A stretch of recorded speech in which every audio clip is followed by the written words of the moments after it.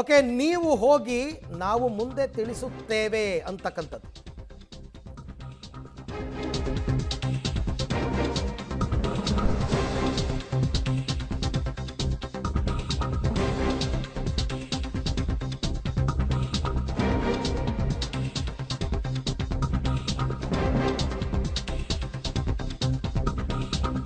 ಡಿ.ಕೆ. ಶಿವಕುಮಾರ್ ಮತ್ತು ಸಿದ್ದರಾಮಯ್ಯ ಇಬ್ಬರಿಗೂ ಕೂಡ ಹೈಕಮಾಂಡ್ ಹೇಳಿರೋದು, ನೀವಿನ್ನು ಹೊರಡಿ, ಮಿಕ್ಕಿದ್ದೆಲ್ಲ ನಾವು ಹೇಳ್ತೀವಿ ಅಂತನ್ಬಿಟ್ಟು, ನಾವೆಲ್ಲ ಕನ್ಸಿಡರ್ ಮಾಡ್ತೀವಿ ಎಲ್ಲವನ್ನ ಕೂಡ ಅಂತ ಈಗ ಅವರನ್ನು ಹೊರಗಿಟ್ಟು ಸಭೆಯನ್ನು ಮಾಡಲಾಗ್ತಾ ಇದೆ. ಹಾಗಾಗಿ 8 ಗಂಟೆಗೆ ಡಿ.ಕೆ. ಶಿವಕುಮಾರ್ ಮತ್ತು ಸಿದ್ದರಾಮಯ್ಯ ವಾಪಸ್ ಬೆಂಗಳೂರಿಗೆ ಬರ್ತಾ ಇದ್ದಾರೆ.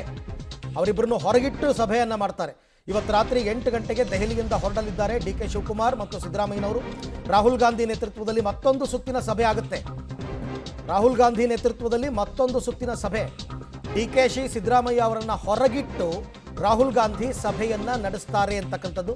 ಆಮೇಲೆ ಸಚಿವರ ಪಟ್ಟಿಯನ್ನು ಅಂತಿಮಗೊಳಿಸಿ ನಾವು ರಾಜ್ಯಕ್ಕೆ ರವಾನೆಯನ್ನು ಮಾಡ್ತೀವಿ. ಸೊ ಇಲ್ಲಿ ತನಕ ನಿಮ್ಮಿಂದ ನಾವೇನೇನು ಮಾಹಿತಿಯನ್ನು ಪಡಿಬೋದು, ಇನ್ಪುಟ್ಸ್ ತೊಗೋಬೋದು, ಎಲ್ಲ ತೊಗೊಂಡಿದ್ದೀವಿ.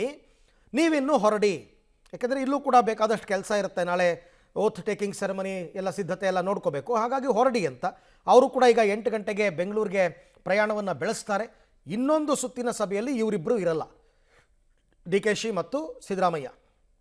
ರಾಹುಲ್ ಗಾಂಧಿ, ಮಲ್ಲಿಕಾರ್ಜುನ್ ಖರ್ಗೆ ಅವರುಗಳೇ ಕೂತ್ಕೊಂಡು ಇನ್ನೊಂದು ಸುತ್ತಿನ ಸಭೆಯನ್ನು ಮಾಡ್ತಾರೆ. ಈ ಬಗ್ಗೆ ಮತ್ತಷ್ಟು ಮಾಹಿತಿ ನನ್ನ ಕೊಲೀಗ್ ರವೀಶ್ ಅವರಿಂದ ಪಡ್ಕೊಂಡ. ರವೀಶ್, ಈಗ ಸಿದ್ದರಾಮಯ್ಯ ಮತ್ತು ಡಿ.ಕೆ.ಶಿ ಅವರನ್ನು ಕಳಿಸಿ ಮತ್ತೊಂದು ಸಭೆ ಅಂದರೆ ಆ ಸಭೆಯ ಮಹತ್ವ ಏನು ಅಂತ ಹಾಗಾದರೆ?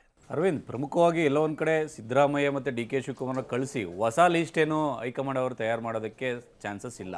ಅಂದರೆ ಇವ್ರು ಕೊಟ್ಟಿರ್ತಕ್ಕಂಥದ್ದು ಮತ್ತು ಅವರು ಒಂದು ರೀತಿಯಲ್ಲಿ ಒಟ್ಟಾರೆಯಾಗಿ ಒಮ್ಮತದ ಅಭಿಪ್ರಾಯ ಮೂಲಕ ಒಂದು ಲೀಸ್ಟನ್ನು ಮಾಡ್ಕೊಂಡಿರ್ತಾರೆ. ಹಾಗಾಗಿ ಎಲ್ಲೋ ಒಂದು ಕಡೆ 1 ಅಥವಾ 2 ಹೆಸರನ್ನ ಆ್ಯಡ್ ಮಾಡೋದಾಗಲಿ ಡಿಲೀಟ್ ಮಾಡೋದಾಗಲಿ ಆ ಕೆಲಸವನ್ನು ಮಾಡ್ಬೋದು. ಹಾಗಾಗಿ ಈಗ ಇಲ್ಲಿ ತನಕವೂ ಕೂಡ ಎಲ್ಲೋ ಒಂದು ಕಡೆ 10+1 ಅಂತ ಹೇಳಲಾಗ್ತಾ ಇತ್ತು. ಈಗ ಅದು 12ಗೆ ಜಿಗಿತಾ ಇದೆ. ಹಾಗಾಗಿ ಎಲ್ಲೋ ಒಂದು ಕಡೆ ಸಂಜೆ ಅಷ್ಟೊತ್ತಿಗೆ ಏನಾದ್ರು ಅದು 14+1 ಆಗುತ್ತೋ ಏನೋ ಅನ್ನೋದು ಕೂಡ ಸ್ಪಷ್ಟತೆ ಇಲ್ಲ. ಎಲ್ಲೋ ಒಂದು ಕಡೆ 7 ಗಂಟೆ 8 ಗಂಟೆ ಒಳಗಡೆ ಅದರ ಬಗ್ಗೆ ಸ್ಪಷ್ಟವಾಗಿ ಒಂದು ತೀರ್ಮಾನವನ್ನು ತೆಗೆದುಕೊಳ್ಳುತ್ತೆ. ಸುಮಾರು 9ರಿಂದ 10 ಗಂಟೆ ಅಷ್ಟೊತ್ತಿಗೆ ರಾಜಭವನಕ್ಕೆ ಆ ಒಂದು ಲೀಸ್ಟನ್ನು ಕಳಿಸುವಂತಹ ಸಾಧ್ಯತೆಯೂ ಕೂಡ ಇದೆ. ಅದನ್ನ ಡಿ.ಕೆ. ಶಿವಕುಮಾರ್ ಅವರು ಆ ಲೀಸ್ಟನ್ನು ಕೂಡ ಕಳಿಸ್ತಾರೆ. ಒಟ್ಟಾರೆಯಾಗಿ ಈಗ ಬರ್ತಾ ಇರತಕ್ಕಂಥ ಮಾಹಿತಿ ಪ್ರಕಾರ ಎಲ್ಲೋ ಒಂದು ಕಡೆ 2-3 ಹೆಸರುಗಳ ವಿಚಾರದಲ್ಲಿ ಕೂಡ ಸಾಕಷ್ಟು ಗೊಂದಲ ಇತ್ತು ಅಂತ ಹೇಳಲಾಗ್ತಾ ಇದೆ. ಅಂದರೆ ಸತೀಶ್ ಜಾರಕಿಹೊಳಿ ಅವರನ್ನ KPCC ಅಧ್ಯಕ್ಷನಾಗಿ ಮಾಡಬೇಕಾದ್ರೆ ಅವರು ಸಂಪುಟದಲ್ಲಿ ಇರಬಾರ್ದು ಅನ್ನೋ ಒಂದು ಲೆಕ್ಕಾಚಾರವು ಕೂಡ ಇಟ್ಕೊಂಡಿತ್ತು. ಹಾಗಾಗಿ ಎಲ್ಲೋ ಒಂದು ಕಡೆ ಕಡೆಗಳಿಗೆಲ್ಲ ಅವ್ರನ್ನೇನಾದ್ರು ಮನವೊಲಿಕೆಯ ಪ್ರಯತ್ನವನ್ನು ಮಾಡಿದ್ರ ಸುರ್ಜೇವಾಲಾ ಮತ್ತು ಡಿ.ಕೆ. ಶಿವಕುಮಾರ್ ಅವರು ಅಂತೇಳಿ. ಜೊತೆಗೆ ಎಲ್ಲೋ ಒಂದು ಕಡೆ ವಿಧಾನ ಪರಿಷತ್ ಸದಸ್ಯರಾಗಿ ಹರಿಪ್ರಸಾದ್ ಅವರು ಕೂಡ ಒಂದು ರೀತಿಯಲ್ಲಿ PCCಗೆ ಫೈಟ್ ಮಾಡ್ತಾ ಇದ್ರು. ಹಾಗಾಗಿ ಅವ್ರಿಗೆ ಆಲ್ಟರ್ನೇಟ್ ಏನಾದ್ರು ಮಾಡ್ಕೊಳ್ಬೋದಾ ಅನ್ನೋದ್ರ ಬಗ್ಗೆ ಕೂಡ ಸಾಕಷ್ಟು ಚರ್ಚೆ ಆಗ್ತಾ ಇತ್ತು. ಅದನ್ನು ಕೂಡ ಗಂಭೀರವಾಗಿ ಹೈಕಮಾಂಡ್ ಪರಿಗಣಿಸಿರ್ತಕ್ಕಂಥದ್ದು. ಒಟ್ಟಾರೆಯಾಗಿ ಈಗಾಗಲೇ ಲೀಸ್ಟ್ ಅಂತಿಮವಾಗಿದೆ. ಸುಮಾರು 8-9 ಗಂಟೆ ಅಷ್ಟೊತ್ತಿಗೆ ಅದು ಅಧಿಕೃತವಾಗಿ ಎಲ್ಲೋ ಒಂದು ಕಡೆ ಬೆಂಗಳೂರು ತಲುಪುತ್ತೆ. ರಾಜಭವನಕ್ಕೆ ಸುಮಾರು 8-9 ಗಂಟೆ 9ರ ನಂತರ ತಲುಪುವಂಥ ಸಾಧ್ಯತೆಯೂ ಕೂಡ ಇದೆ. ಒಟ್ಟಾರೆಯಾಗಿ 12 ಜನ ಲೀಸ್ಟ್ ಮಾಡ್ತಾ ಇದ್ದಾರೆ. ಅಂತಿಮವಾಗಿ 10+1 ಅಥವಾ 12+1 ಆಗುವಂಥ ಚಾನ್ಸಸ್ ಜಾಸ್ತಿ ಇರುತ್ತೆ. ಅರವಿಂದ್, ಈಗ ಹೈಕಮಾಂಡ್ ನಡೆಸ್ತಾ ಇರ್ತಕ್ಕಂಥ ಸಭೆಯಲ್ಲಿ ಡಿ.ಕೆ. ಶಿವಕುಮಾರ್ ಅವರು ಇಲ್ಲ, ಸಿದ್ದರಾಮಯ್ಯನವರು ಇಲ್ಲ. ಇಬ್ಬರು ಕೂಡ ಈಗ 8 ಗಂಟೆಗೆ ಬೆಂಗಳೂರಿನತ್ತ ಪ್ರಯಾಣವನ್ನು ಬೆಳೆಸ್ತಾರೆ. ಬಟ್ ಅದನ್ನು ಅಂತಿಮವಾಗಿ ಅವ್ರು ಕಳಿಸ್ಕೊಡ್ತಾರೆ ಪಟ್ಟಿಯನ್ನು, ಏನು ಮಾಡಬೇಕು ಅಂತ ಇವತ್ತಿನ ಇನ್ನೊಂದು ಸಭೆಯಲ್ಲಿ ನಿರ್ಧಾರ ಮಾಡಿ.